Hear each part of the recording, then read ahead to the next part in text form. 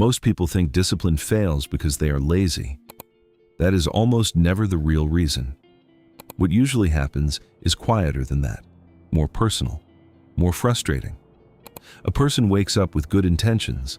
They want to walk more, eat better, save money, read at night instead of scrolling. They are not confused about what would help their life. They know. The problem is that somewhere between intention and action, the brain starts whispering like a defense lawyer. You're tired. Start tomorrow. You've had a hard week. This one small exception doesn't matter.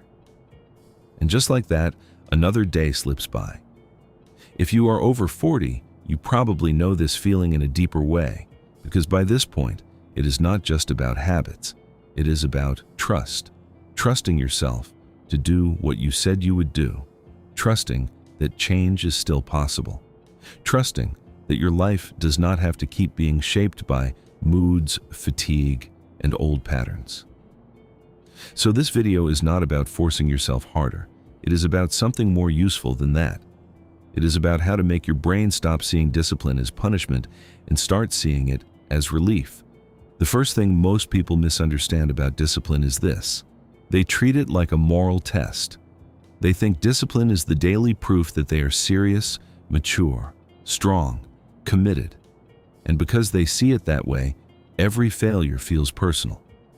If they skip the workout, waste the evening, eat what they promised not to eat, spend what they said they would save, it does not feel like a small behavioral slip. It feels like a verdict. That is where the real damage begins. Because once the brain links discipline with judgment, it stops seeing discipline as support. It starts seeing it as exposure, not a structure that helps you, a spotlight that reveals you. And the nervous system does not relax under that kind of relationship. It resists. This is why so many people can be deeply responsible in other parts of life and still feel strangely weak in private habits. They can show up for work, show up for family, handle deadlines, carry weight, keep promises to everyone else. But when it comes to the quiet promises they make to themselves, something slips. Not because they do not care, because self-command feels different when no one is watching. And if you are over 40, there is usually more sitting behind that than people realize. At this point in life, discipline is rarely just about the task itself. It starts touching older stories. How many times you tried before? How many things you postponed? How many seasons drifted by while you kept saying, "I know what I need to do." That sentence becomes heavy after enough years. You stop hearing discipline as a path. You start hearing it as accusation. That is why forcing yourself harder often stops working. Force may produce motion for a day or two, a week sometimes, but the brain learns from emotional association, not from your speeches. If every disciplined act feels like deprivation, inner scolding, and pressure, the brain quietly files it away under one category: threat. And once something is categorized as threat, your system starts looking for escape routes. That escape can look respectable. You call it rest when it is avoidance. You call it balance when it is drift. You call it being kind to yourself when really you are trying to get away from the internal pressure discipline now represents. This is why two people can follow the exact same habit and experience it completely differently. One person wakes up, goes for a walk, comes home steadier, cleaner in the head, more like themselves. Another person wakes up, drags themselves through the same walk, resents every minute of it, and comes back feeling managed, constrained, almost punished. Same habit, different relationship. And relationship is everything. That is the part people skip. They think the goal is to become the kind of person who can overpower themselves. But long-term discipline rarely grows from inner warfare. It grows from inner alignment, from teaching the brain, slowly and repeatedly, that disciplined action is not where freedom ends, it is where friction ends. Think about the strange way people talk to themselves around discipline. They say things like, "I have to make myself do it." That sentence sounds small, but it reveals the whole problem.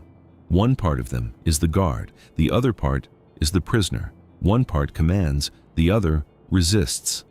And then they wonder why they feel exhausted before they even begin. No one lives well for long in that split.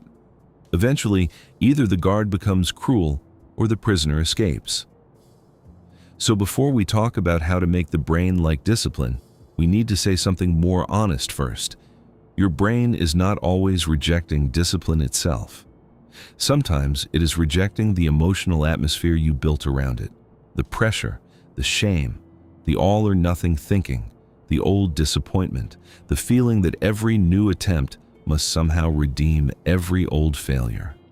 That is too much weight to attach to one habit, too much meaning to attach to one morning, too much history to attach to one decision. And this is where the shift begins. Not by asking, how do I become harder on myself? But by asking, why does my brain experience discipline as loss in the first place? Because once you answer that, you stop trying to win with force alone.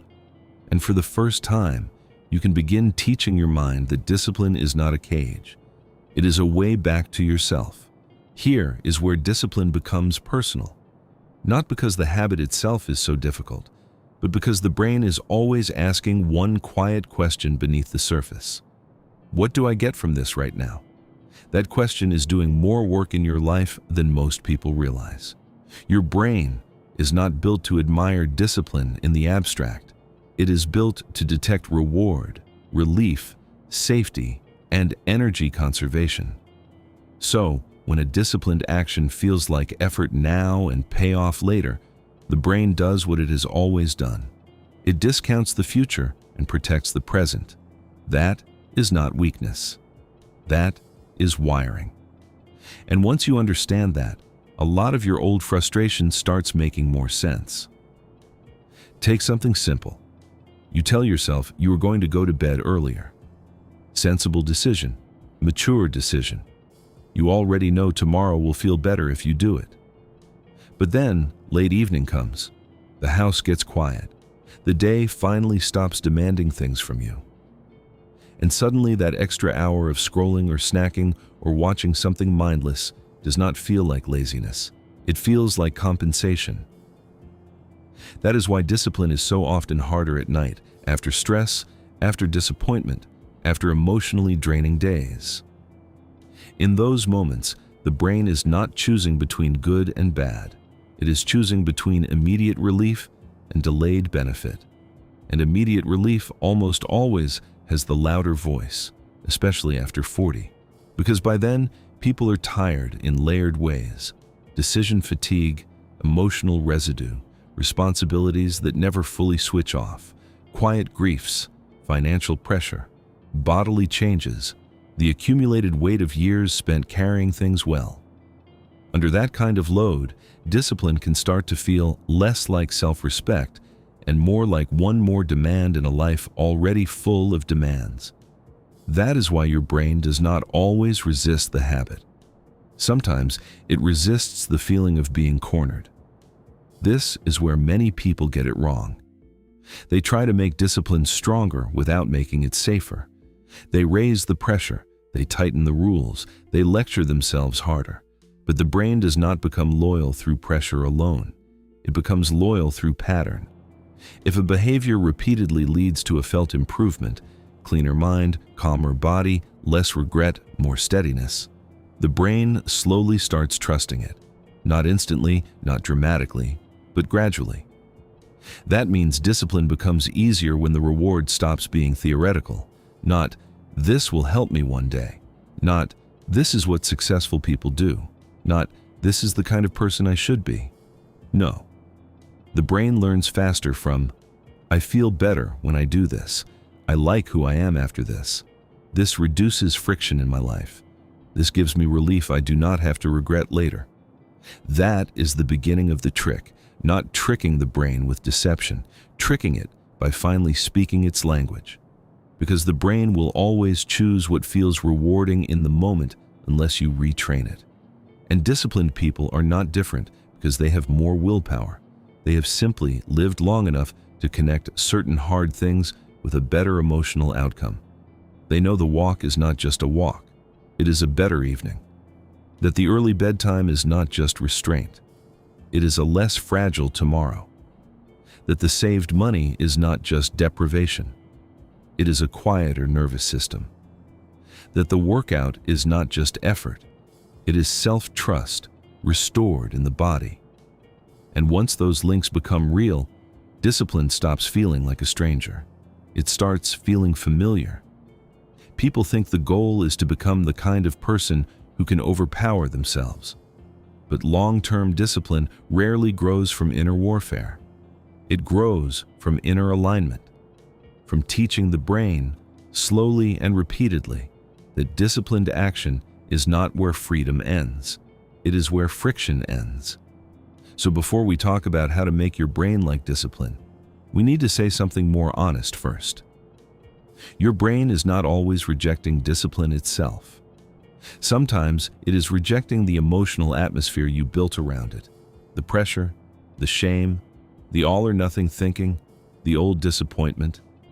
That is too much weight to attach to one habit, too much history to attach to one decision. And this is where the shift begins. Not by asking, how do I become harder on myself? But by asking, why does my brain experience discipline as loss in the first place? Because once you answer that, you stop trying to win with force alone. And for the first time, you can begin teaching your mind that discipline is not a cage. It is a way back to yourself. There is another thing the brain loves more than discipline: predictability. That matters because most people imagine discipline as intensity, a burst of effort, a strong mood, a serious decision. But the brain is not impressed by intensity for very long. It is calmed by familiarity. That is why you can do something hard for 3 days and still not trust yourself on the 4th. The action happened, but it did not become familiar. And what is unfamiliar always costs more. This is where many habit attempts fail. Not because the goal was wrong, not because the person did not care, but because they kept asking the brain to treat a foreign pattern like home. Wake up earlier, eat differently, move more, spend less, focus longer, stop reaching for easy comfort. The mind hears all of that and quietly says, "You want me to live somewhere I do not recognize yet." And the nervous system hesitates, especially after 40, because by this point, routines are not just routines. They are how you cope, how you rest, how you reward yourself, how you recover from disappointment, how you soften loneliness, how you get through dull evenings and heavy mornings. Habits at this age are tied to memory, identity, and emotional survival. That is why changing a habit feels stranger than people expect. You are not only changing behavior, you are changing the road your brain has used for years to return to itself. Think about someone trying to become more disciplined around food. They do fine all day. Then evening comes. They open the pantry almost without thinking. The snack is not just food, it is ritual, it is familiarity. It is the body saying, "We know this road, we have taken it many times. It may not help for long, but at least it is known." That is powerful. The brain often prefers a familiar disappointment over an unfamiliar peace, because unfamiliar peace feels strange at first, empty even. A person cuts back on chaos and suddenly says, "I don't even know what to do with myself." Of course not. The noise is gone, the old stimulation is gone, the familiar loop is gone. And without realizing it, they begin craving the very friction they said they wanted to escape, not because they are irrational, because the brain trusts what repeats. That is why discipline begins to feel easier when you stop presenting it as a dramatic reform and start presenting it as a familiar return. Small matters more than people think. A 10-minute walk done often teaches the brain more than one heroic workout followed by 5 days of resistance. Putting the phone down 15 minutes earlier teaches the brain more than one perfect night routine followed by collapse. Saving a small amount consistently teaches the brain more than one big declaration about turning everything around. Why? Because repetition lowers threat. And once threat lowers, resistance lowers with it. This is the part people miss when they rely on motivation. Motivation can introduce a habit, but only repetition makes the habit feel safe enough for the brain to stop arguing with it. That is why the first goal is not mastery, it is familiarity. You are trying to make the disciplined version of life feel less foreign, less like punishment, less like a temporary personality you wear when you are disappointed in yourself, and more like something your system recognizes. This is also where people sabotage themselves. They create rules that sound impressive, but are too rigid to live inside. Then the brain experiences discipline as an environment where one mistake means failure. And once that happens, it never fully relaxes. But the mind learns better inside mercy than inside threat. Not laziness, mercy. The kind that says, we are teaching something new here. We are not staging a trial. That changes everything. Because once the brain realizes that discipline does not disappear the moment you stumble, it stops associating discipline with panic. It begins to trust that this new pattern is survivable, repeatable, real. People often assume disciplined people are the ones who never break rhythm. Not true. Very often, they are the people who know how to return without turning one imperfect day into a collapse. That is how familiarity grows. Not through perfection, through return. Return after the missed workout. Return after the wasted evening. Return after the overspending. Return after the old coping pattern shows up again. Every calm return teaches the brain something force never could. This path is still here. You are still safe on it. You do not need drama to begin again. Then something subtle begins to change. The habit no longer feels like an interruption. It starts feeling like rhythm. You stop asking, how do I become more intense? And you begin asking a better question. How do I make the right thing feel more normal? That is where discipline starts to stop feeling forced. There is one more reason discipline feels hard. The brain hates uncertainty, but it also hates loss. And discipline at first often feels like loss. Loss of comfort, loss of ease, loss of spontaneity, loss of the little rewards that helped you get through the day. That is why people often fail, not when discipline is impossible, but when it starts to feel too expensive emotionally. A person decides to save money. Good decision, sensible decision. But the brain does not experience it as future stability. It experiences it as not buying the thing. A person decides to eat better. The brain does not first register better health. It registers not having the comfort food. A person decides to be more consistent. The brain does not first feel self-respect. It feels more structure, less escape. And if you do not understand that, you will keep thinking your problem is laziness.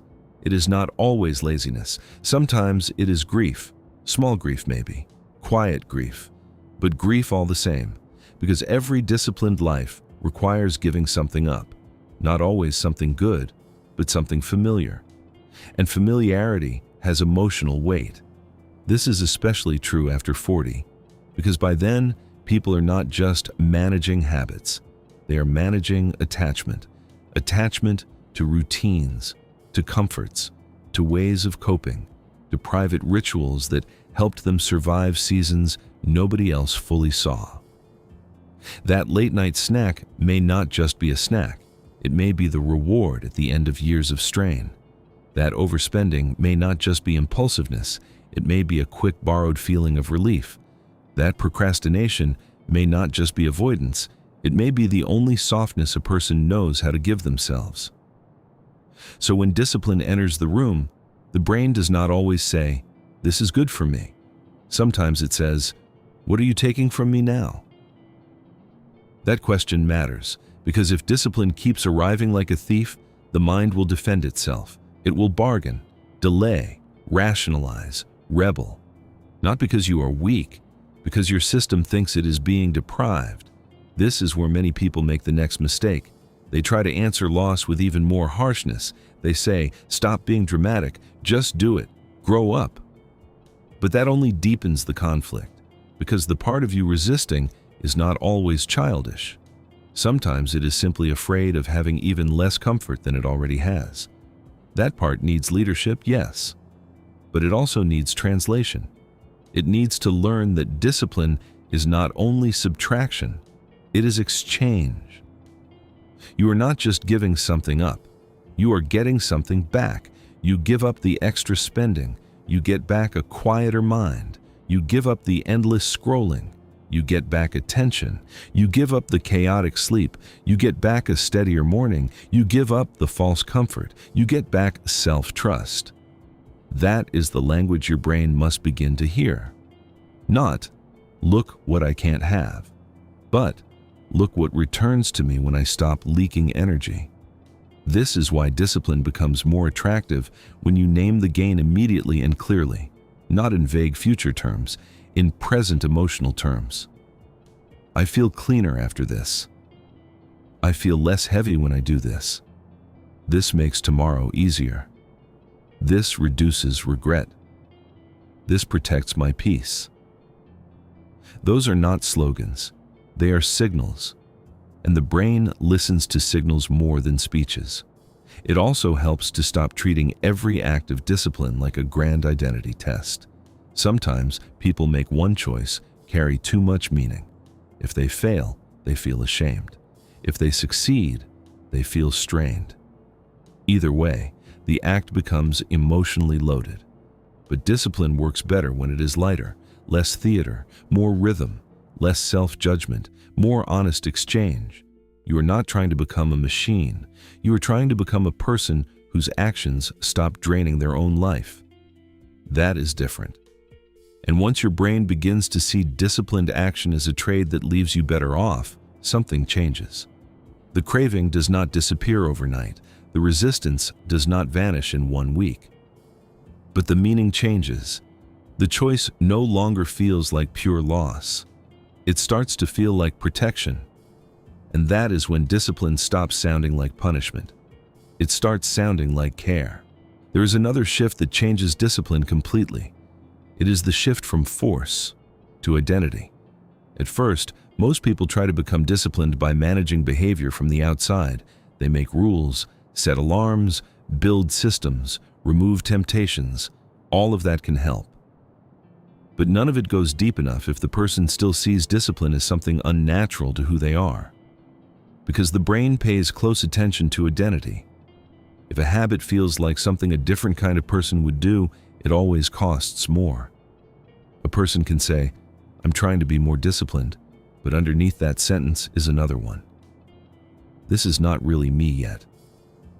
And the brain feels that gap, especially after 40. Because by this age, identity has weight. People are not just carrying preferences, they're carrying decades of self-story. "I've always been this way. I'm not naturally consistent. I start strong, then I fall off. I'm better under pressure. I've never been the disciplined type." Those sentences sound harmless, but the brain listens to repetition, and once a story repeats enough, it stops sounding like a thought. It starts sounding like truth. That is why discipline becomes easier the moment it stops being treated like costume and starts being treated like character, not fake character, not performance, not branding. Character in the quiet sense. The kind built through repeated evidence. This matters because the brain does not fully trust declarations. It trusts proof. Small proof, repeated. A person says, "I want to be more disciplined." Fine. But if they continue breaking every promise to themselves, the deeper identity stays the same.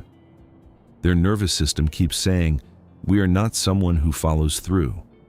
That is painful, because self-trust is not lost in dramatic moments alone. It is lost in the tiny betrayals no one else sees. The walk you said you would take. The bedtime you said you would protect.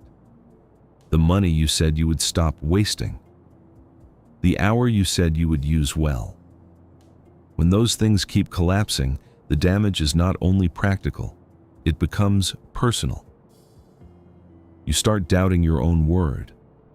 And once that doubt settles in, discipline no longer feels like structure. It feels like humiliation. Another chance to prove that you cannot trust yourself. This is why the solution is not bigger promises, it is smaller evidence. You do not rebuild identity by making dramatic vows. You rebuild it by giving the brain enough quiet proof that a different self is beginning to exist. One completed walk, one cleaner morning, one night you stopped when you said you would stop, one purchase you did not make, one hard thing you did without turning it into a speech. That kind of evidence matters, because every time you act in alignment, even briefly, the brain updates the file. Maybe this is us now. Maybe we are changing. Maybe this is becoming true. And that is how discipline starts becoming less exhausting, not because the action becomes effortless, but because the inner argument gets smaller. You stop negotiating from scratch every day. That is what many people miss. They think discipline is mostly about effort. But effort is highest when identity is unclear. Once the self-story begins to stabilize, behavior costs less. Not nothing. Less. A person who truly sees themselves as someone who protects their mornings does not have to reinvent that choice every night. A person who truly sees themselves as someone who keeps small promises does not need endless motivation to keep one. This does not happen in 1 week. And it does not happen through self-hypnosis. It happens through lived evidence. That is why discipline grows better through modest consistency than through dramatic reinvention. Reinvention is exciting, but the brain often treats it like theater. Consistency is quieter, but the brain takes it seriously. So instead of asking, "How do I force myself to become disciplined?" ask something deeper. What kind of person am I proving myself to be, one action at a time? That question changes the atmosphere. Because now the goal is not to dominate yourself, it is to become believable to yourself. And once the brain starts believing you, discipline stops feeling like a fight against your nature. It starts feeling like an expression of it. There is another reason people struggle with discipline, and it hides in plain sight. They keep making it too big. The brain does not only resist difficulty, it resists scale. The moment a person says, "I need to change my whole life," the nervous system feels the weight of that sentence before a single action happens. It hears pressure. It hears permanence. It hears the threat of disappointment waiting in advance. That is why so many attempts begin with energy and end with avoidance. The goal was too large to feel safe, especially after 40, because by then, people are not making habits in a vacuum. They are making them inside real lives: jobs, families, fatigue, obligations, money concerns, bodies that recover differently. Even when the desire is sincere, the system quietly asks, where exactly is all this effort supposed to fit? And if the answer feels vague, the brain pulls back. This is why discipline becomes more possible when it gets smaller, not bigger. Smaller does not mean weaker. It means more believable. A person says, "I'm going to work out every day for an hour." Maybe. But the brain has heard dramatic declarations before. It does not trust intensity, it trusts repetition. Now compare that with, "I'm going to put my shoes on and walk for 10 minutes. That sounds almost unimpressive, which is exactly why it works better. The first goal threatens the whole system. The second goal slips past resistance. This is one of the great hidden truths of discipline. The brain often accepts what the ego finds boring. And that is a hard lesson for people who want a turning point, a dramatic shift, a clean, powerful beginning that proves they are serious this time. But the life that changes you is usually built in movements too small to impress anyone.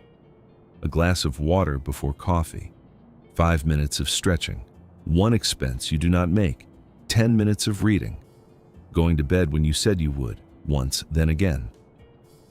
Tiny actions look weak from the outside, but psychologically, they do something enormous. They lower friction, and lower friction matters more than high emotion. Because every time the action is small enough to complete, the brain gets a new message. This is doable. This is not a threat. This may actually belong in my life. That is how momentum starts, not through intensity, through completion. People talk about discipline as if the hardest part is effort. Often it is not. Often it is emotional entry. Starting. Crossing the line between intention and movement. Small actions help because they reduce the emotional cost of entry. And once you start, something shifts. The walk may become longer. The reading may continue. The kitchen may get cleaned. The phone may stay down longer than planned. But that is not the point. The point is that the brain did not have to fight a giant war just to begin. This is where many people sabotage themselves. They refuse to respect small wins because small wins do not satisfy the fantasy. They still want the perfect week, the big comeback, the version of themselves that changes overnight and never slips again. But fantasy is expensive, and discipline grows best in what is sustainable, not dramatic. Think about how trust works in relationships. It is rarely built by one grand gesture. It is built by repeated reliability. Someone says they will show up, and they do. Again and again. That is what makes them trustworthy. Your brain works the same way. It starts trusting you when you stop making huge emotional speeches and start becoming quietly reliable. That is why small discipline is not childish. It is strategic. It respects how the mind actually changes. A person who keeps one small promise a day is often moving toward real stability faster than the person who keeps announcing a total reset and collapsing by Thursday. Because the brain is watching for proof, not passion, and proof accumulates. This is also why consistency feels so powerful once it begins. Not because each act is impressive, but because each act reduces inner argument. The more often you do the small right thing, the less your mind has to debate whether it is possible. It starts becoming normal. And normal is where discipline gets strong, not when it feels heroic, when it feels ordinary. That may sound less exciting than most people want, but ordinary is what survives. So if discipline keeps slipping through your hands, the question may not be, how do I become more motivated? It may be, what is small enough for my brain to trust today? That is a better question, kinder, smarter, and much more effective, because once the brain trusts the step, it will stop fighting the path quite so hard. There is one more thing that makes discipline easier. The brain needs to feel progress. Not imagined progress, not future progress, felt progress. That matters because the mind can endure effort longer than people think, but it struggles to endure effort that feels invisible. If a person keeps doing the right thing and feels no immediate shift, the brain starts questioning the value of the whole process. Is this even working? Why does this still feel hard? How long do I have to keep doing this before it feels natural? Those questions wear people down, especially after 40. Because by then, many people are already carrying quiet disappointment from earlier attempts. They have tried plans before, started routines before, promised themselves change before. So when results are slow, it does not just feel frustrating, it feels familiar, and familiar frustration can be dangerous. It can wake up the old story. Here we go again. Another phase, another promise that fades. This is why discipline becomes more sustainable when you stop waiting for dramatic outcomes and start learning how to notice smaller evidence. Better sleep is evidence, less regret is evidence, a calmer morning is evidence, a cleaner kitchen is evidence, a lighter mind is evidence, keeping one promise is evidence. The problem is that many people only count visible transformation. Weight lost, money saved, major milestones, big before and after moments. But the brain often needs smaller proof first. It needs to feel that something is already changing, even if the outer results are still modest. That is how motivation survives long enough to become trust. A person takes a walk for a week and says, "Nothing has really changed." Not true. Maybe their body is still the same. Maybe the mirror says nothing new. But maybe they are less foggy at 3 p.m. Maybe they are slightly less restless at night. Maybe they are proving they can return. That counts. In fact, it matters more than people realize. Because when you start noticing these quieter forms of progress, the brain stops seeing discipline as pure effort. It begins seeing it as movement. And movement is easier to stay loyal to than sacrifice. This is why tracking can help, but only if it is used wisely, not as pressure, not as a scoreboard of worth, but as evidence. Evidence that the pattern is real. Evidence that you are not imagining the shift. Evidence that repetition is slowly becoming identity. A check mark can matter. A short note can matter. A simple sentence like, "I felt better after that," can matter. Why? Because the brain learns from reinforcement, and reinforcement does not always need to be dramatic. Sometimes it is enough to pause and tell the truth. That helped. That was worth it. I am glad I did that. This day went better because I followed through. Those moments matter. They teach the brain that discipline is not just about denying comfort. It is about creating a life that feels cleaner to live inside. This also changes your relationship with setbacks.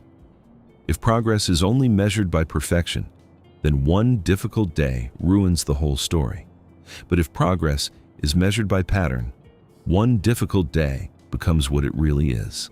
A day, not a prophecy, not a verdict, not proof that you are back where you started, just a day. That kind of thinking protects momentum, and momentum is precious. Because once the brain starts to feel progress, even small progress, discipline stops feeling like a tax. It starts feeling like investment, not in some distant fantasy version of you, in the life you are already living, the morning you wake up in, the bills you pay, the body you carry, the mind you have to inhabit every day. That is the real turning point. When discipline stops being about becoming impressive and starts being about becoming easier to live with. That is when the brain begins to soften. Because now it sees something it can trust. Not pressure, not punishment, not endless waiting. Movement. And movement, if you keep honoring it, becomes belief. If you are still here with me this far into the video, let me say something simple. Subscribe to the channel and stay close. We are here every day for conversations like this. Calm ones, honest ones. The kind that do not try to impress you for a few seconds and disappear. The kind that stay with you a little longer. And if this subject has been sitting somewhere deep in you, that makes sense.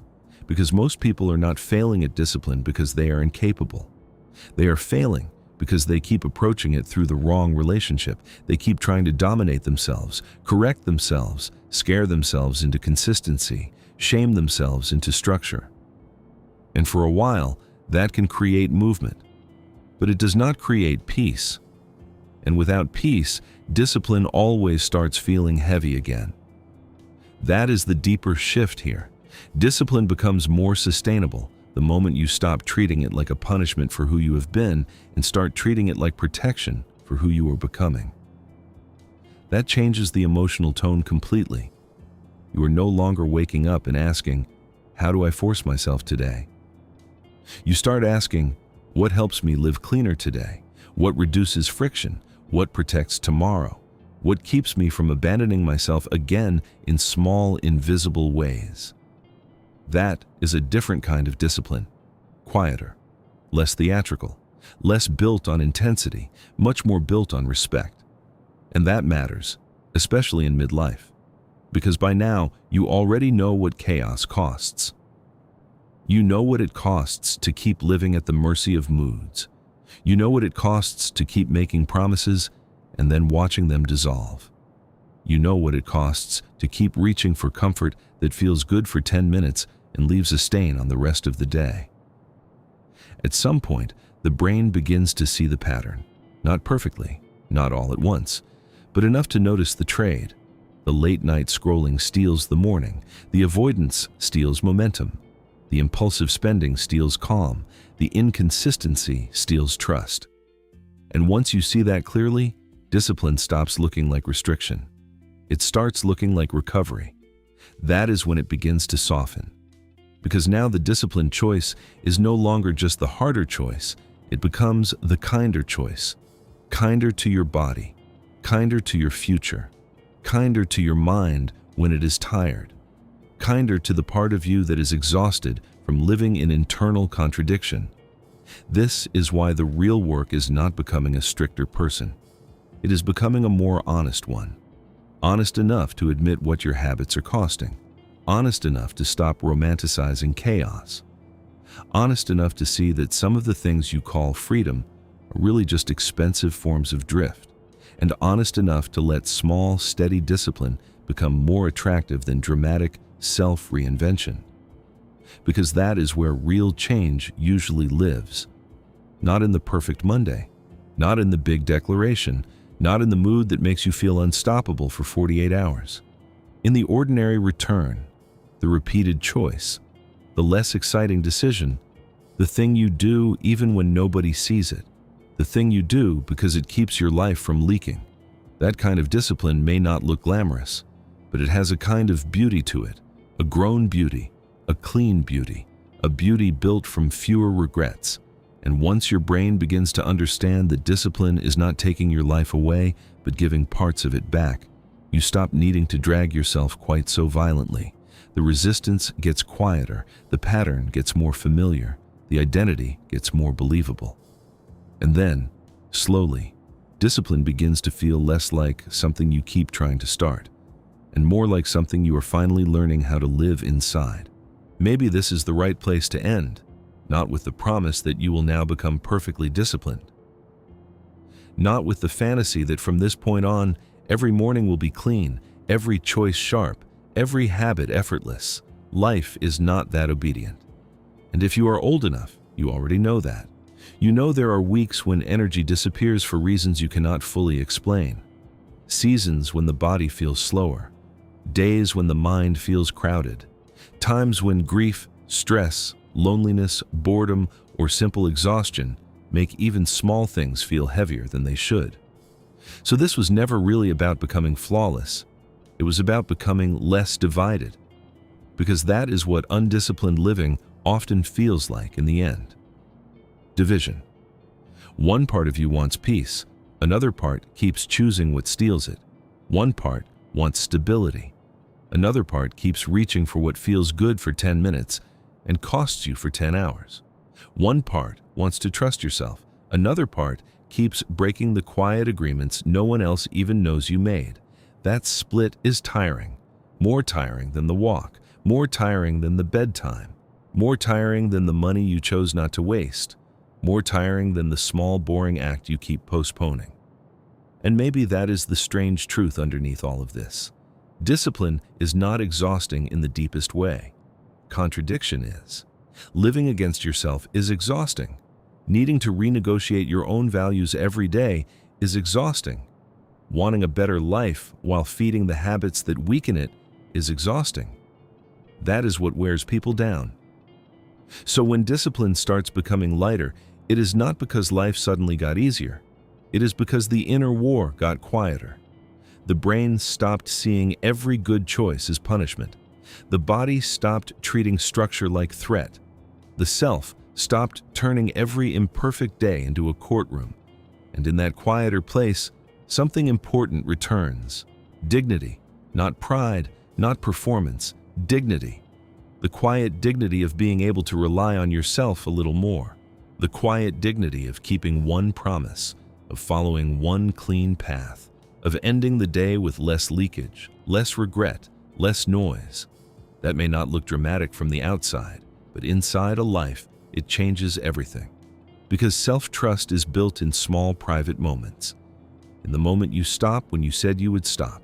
In the moment you begin when you said you would begin. In the moment you return instead of collapsing into the old story. In the moment you choose what protects your life instead of what briefly distracts you from it. That is where your brain begins to change. Not in speeches, not in grand reinventions, in repeated evidence. And maybe that is the real trick. You do not force your brain into liking discipline by becoming harsher. You teach it by showing over and over that discipline leads somewhere kinder than chaos does. A calmer morning, a steadier body, a quieter mind, a little more money left, a little less shame, a little more respect when you look at your own life. That is not small. That is the beginning of freedom in adult form. Not the freedom of doing whatever you feel in the moment. The freedom of not being ruled by every feeling that passes through. And that kind of freedom is not loud. It does not announce itself. It does not always look exciting.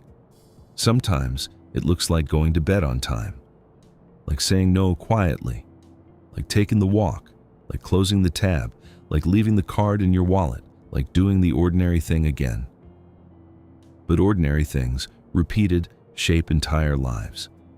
So the next time you feel that old resistance, the next time discipline sounds heavy, the next time your brain starts whispering that this is too much, too strict, too joyless, pause for a second and ask a different question. Not, what am I losing? But, what returns to me if I stay with this? Peace may return. Clarity may return. Self-respect may return. Trust may return. And maybe that is enough to begin again. If this video stayed with you, subscribe to the channel and share it with 5 people who might need it too. And if you want, leave a sincere comment below. Tell me what part of this touched something in you, or what subject you want us to talk about in the next video.